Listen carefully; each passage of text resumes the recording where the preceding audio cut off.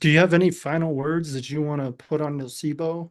Anything you think anything you think people should know about nocebo, or just if there was one thing they could remember from all of this, what's that one Well, I thing? see it all the Yes. time, and it drives me nuts because it was a doctor every time, right? Told them this thing, and it affected them, and they believed it, and maybe they were making the best of what they had at that time with the information, right?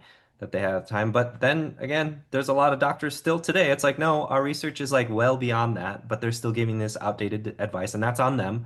They need to catch up and stop giving outdated bad advice, right? It goes back to like people should question things and, feel fine to have that open dialogue with their providers. And I'm open to that.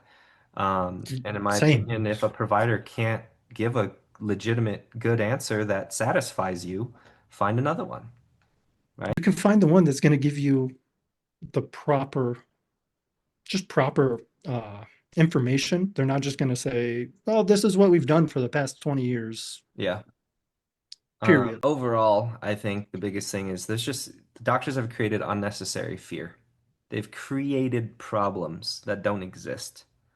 You know, your spine is out of alignment, you know, your hips popping, your hips out of alignment, um, deadlifting is bad for your back, squatting is bad for your knees, running is bad for your knees. Picking up your kids is going to cause their shoulder replacement.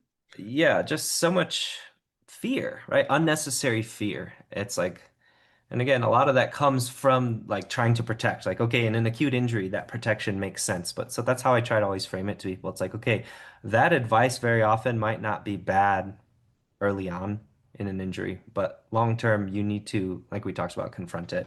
But there's just so much inaccurate things that create unnecessary fear and put people's in these holes. And yeah, I just had a patient today who's had that like her whole life, and we're like working through it, and it's really fun because I'm like, no, that's not true. Like you can do that. That's actually really good for you. And it's great. Like she's like breaking ground like every single time I see her. It's amazing.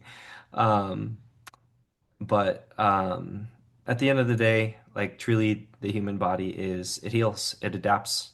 Like we're resilient and we're not this fragile thing that needs to be constantly coddled, right?